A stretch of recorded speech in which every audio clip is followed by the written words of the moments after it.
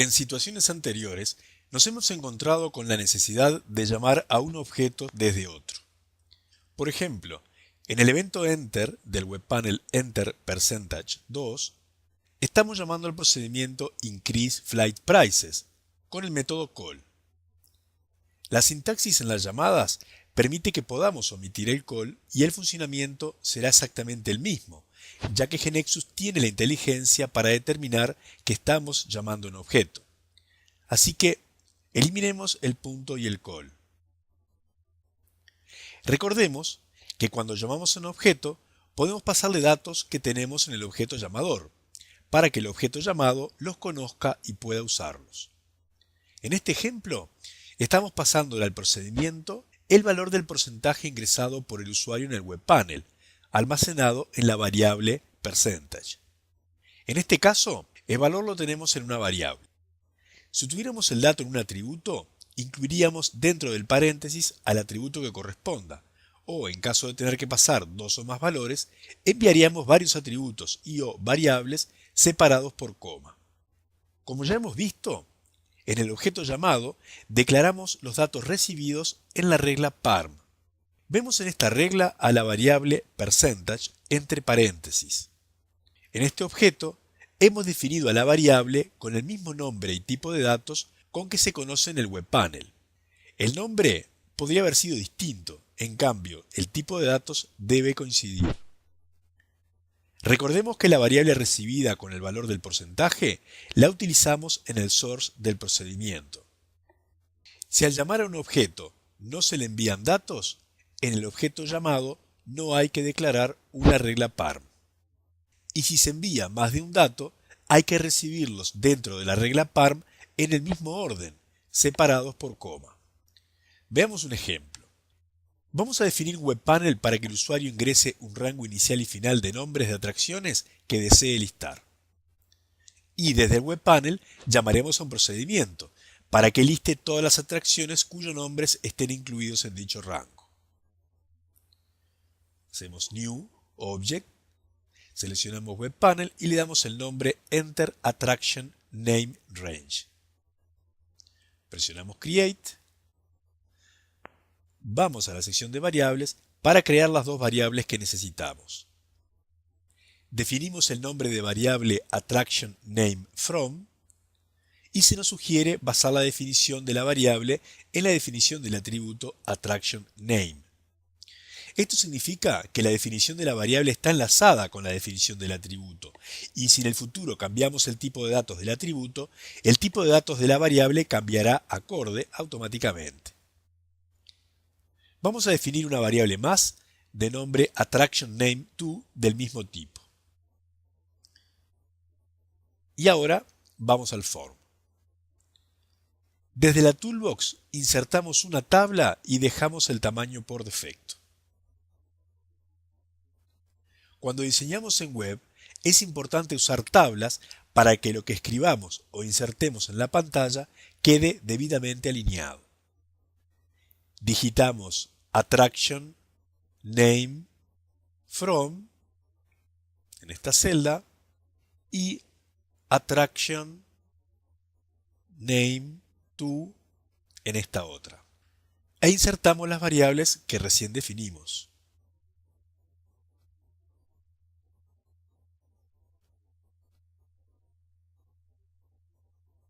Insertamos también un botón y dejaremos por un momento el webpanel así para pasar a resolver el procedimiento al cual llamaremos en el evento asociado al botón.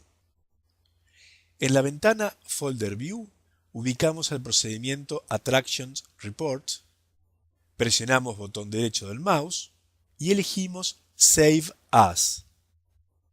Le damos el nombre Attractions Report 2 y obtenemos una copia a la cual haremos unos pocos cambios.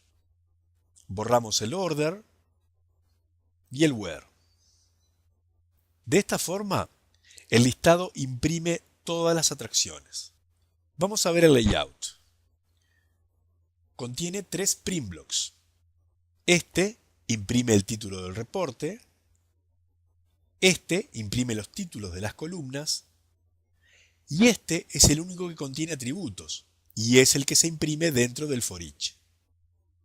Vamos nuevamente al source y vemos que el for each contiene solamente la invocación al printblock attractions. Definiremos ahora que este procedimiento reciba el rango inicial y final de nombres de atracciones y usaremos a los datos recibidos para filtrar en el for each. Vamos a la sección de variables del procedimiento y definimos dos variables. NameFrom, basado en el atributo AttractionName, y NameTo, también basado en el atributo AttractionName. Observemos que le hemos dado a las variables distintos nombres respecto a los nombres de variables que definimos en el webpanel. Lo importante es que los tipos de datos enviados y recibidos coincidan. Ahora, vamos a la sección Rules del procedimiento y escribimos parm &NameFrom, &NameTo. Estas variables que recibimos en el procedimiento las vamos a usar para filtrar en el for each. Así que volvemos al source y escribimos where AttractionName mayor o igual a la variable NameFrom, enter, y where AttractionName menor o igual a la variable NameTo. Dado que este procedimiento fue salvado a partir de otro, las propiedades y la regla necesaria para que la impresión salga en formato PDF ya están configuradas. Con esto, el procedimiento está listo y solamente nos resta llamarlo desde el webpanel. Vamos al webpanel y presionamos doble clic sobre el botón para que veamos el evento asociado.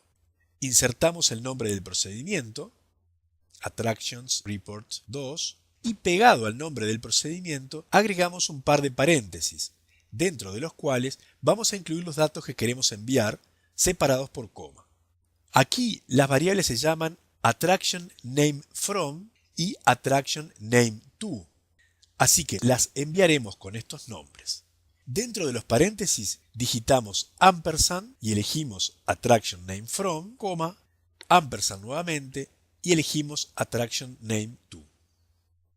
Queda completa la llamada al procedimiento, al cual le enviamos el rango de nombres de atracciones que el usuario digitó en el form en estas dos variables. Si vamos al procedimiento, la regla parm recibe dos variables. El dato que se envió en primer lugar viene en primer lugar, y así sucesivamente llegan los datos al objeto llamado en el orden que se enviaron. Recalcamos que no importa el nombre de las variables, sino el orden de las mismas. Siempre conviene usar nombres relacionados, como hicimos aquí, a efectos de entender mejor el código. Los valores recibidos en las variables los usamos para filtrar en el for each. Observemos que usamos los nombres de las variables definidas en este procedimiento, y no los nombres usados en el objeto llamador.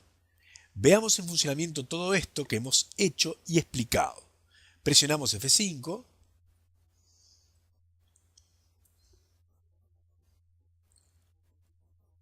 Ejecutamos el webpanel Enter Attraction Name Range.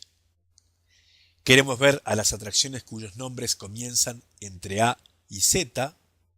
Presionamos el botón y vemos que se listan todas las atracciones. Ahora acotamos un poco más el rango. Ponemos entre A y F y vemos que salen solamente la Torre Eiffel y las pirámides de Egipto. Hemos visto en ejecución una llamada de un objeto a otro pasándole dos parámetros al objeto llamado.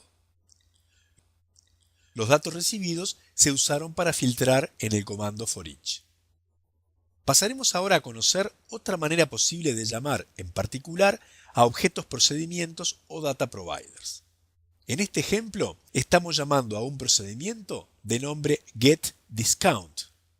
Observemos que delante de la llamada al procedimiento hay una variable y un signo de igual. Esto se debe a que el objeto llamado devuelve un valor. A la izquierda del signo de igual puede haber una variable que reciba dicho valor o, dependiendo del objeto y sección del mismo, podría haber un atributo recibiendo el valor. En este caso, no nos interesa entrar en detalles de lo que hace el procedimiento getDiscount. Por el nombre del procedimiento, el hecho de que devuelva un valor y el nombre de la variable que recibe el valor que devuelve el procedimiento, podemos deducir que el procedimiento nos devolverá un descuento, que se envían al procedimiento dos datos, cierto identificador de cliente y cierto identificador de vuelo, y que el procedimiento utilizará dichos datos, evaluará y calculará lo que corresponda y retornará un descuento.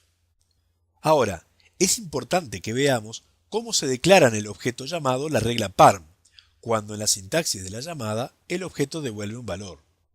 En la sección reglas del procedimiento getDiscount, declaramos esta regla PARM con tres parámetros.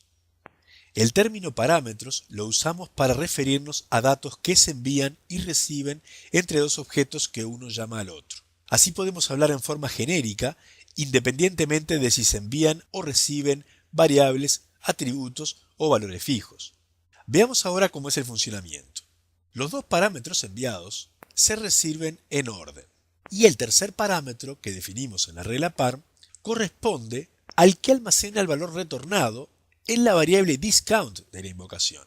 Ahora bien, en el source del objeto getDiscount, en algún lugar del conjunto de instrucciones, hay que asignarle valor a la variable discount, para que dicho valor pueda ser devuelto y asignado a la variable que se encuentra a la izquierda del signo de igual. Anteriormente ya hemos llamado a un objeto dataProvider de esta manera. Esta sentencia le está asignando a la variable customers, definida como una colección de clientes, lo que devuelve el dataProvider customers. En este caso, al objeto llamado no se le envían parámetros, ya que los paréntesis no contienen nada dentro. Por lo tanto, el dataProvider llamado no tiene declarada una regla PARM. Recordemos que cuando arrastramos al source de este dataProvider el SDT que queríamos cargar, automáticamente se completó la propiedad output de dataProvider con el nombre del SDT que arrastramos. Tal como el nombre de la propiedad output lo describe, quedó configurado así en el objeto lo que el mismo retorna, o, en otras palabras, la salida del dataProvider. Por este motivo, en objetos dataProvider hay que recibir en la regla PARM la misma cantidad de parámetros que se envían en la llamada, sin agregar un parámetro extra de retorno al final, ya que la salida queda definida por la propiedad output del dataProvider. Para finalizar, vamos a observar una última cosa. En este ejemplo, algunos parámetros son variables y otros atributos. ¿Cómo elegimos qué mandar y qué recibir? A la hora de enviar datos a un objeto que se llama, no se generan dudas. Si el dato se tiene en un atributo, se incluye como parámetro el atributo, y si se encuentra en una variable, se utiliza la variable. Un ejemplo de cuando los datos los tenemos en atributos sería el caso de que la llamada al procedimiento getDiscount estuviera definida en una regla de una transacción, en la cual el usuario ha ingresado un identificador de cliente y un identificador de vuelo, y se tienen los valores a ser enviados al procedimiento en atributos. Otro ejemplo de uso de atributos podría ser si la misma llamada estuviera definida dentro de un for each, el cual navega cierta tabla base, tiene alcance a la tabla extendida de la misma y dispone de esos atributos. Un ejemplo de cuando los datos los tuvimos en variables fue en el webpanel Enter Attraction Name Range, donde ingresábamos un rango de atracciones y al confirmar, invocábamos a un procedimiento pasándole dicho rango, que lo disponíamos en dos variables. Recordemos que aquí podemos omitir el call. En lo que respecta a la declaración de la variable PARM en el objeto invocado, podemos decidir para cada parámetro recibido si declarar un atributo o una variable independientemente de cómo haya sido enviado. ¿Cuál es la diferencia entre usar una variable o un atributo en la regla PARM del objeto invocado? Si se recibe el valor en una variable, la misma se podrá utilizar libremente en la programación, como condición de filtro por igualdad, por mayor, mayor o igual, menor, menor o igual. Se la podrá utilizar para alguna operación aritmética o lo que se necesita realizar con la misma. En cambio, en un atributo, automáticamente el mismo actuará como filtro por igualdad en el objeto. Veremos esto. Vamos a grabar una copia de este procedimiento con otro nombre. Le damos el nombre Attractions Report 3. En este nuevo objeto, en vez de recibir dos variables que contienen un valor inicial y final de nombres de atracciones, vamos a recibir una sola variable con un identificador de atracción cuyos datos se deseen listar. Es decir, que la idea aquí es listar los datos de una única atracción. Vamos a la regla parm, quitamos estas dos variables y escribimos &attraction ID. Ya que estamos, modificamos el nombre del archivo PDF a Attraction Report 3. Ahora vamos a la sección de variables y definimos la variable Attraction ID. Y vamos a modificar en el source los filtros del for-each. Es claro que con esta definición estamos listando los datos de una atracción recibida por parámetro. Ahora vamos a ver qué sucede si en vez de recibir al identificador de atracción en una variable, lo recibimos en su nombre de atributo. Cuando recibimos el valor en un atributo en la regla parm, Genexu filtra por igualdad, es decir, solamente se va a acceder a los registros que tengan ese valor de identificador de atracción en todos los accesos a la base de datos que se hacen en el source del objeto. Por lo tanto, no es necesario escribir este where, ya que el efecto de filtrar por dicho atributo ya se logra al recibir en el atributo en la regla parm. Eliminamos entonces esta línea. Si pedimos ver la navegación de este objeto,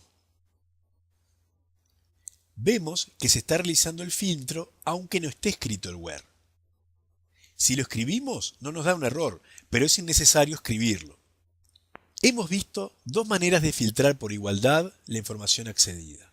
Si nuestro objetivo no es utilizar un valor recibido para filtrar por igualdad, entonces la única solución posible es recibir los valores en variable y utilizarlas libremente.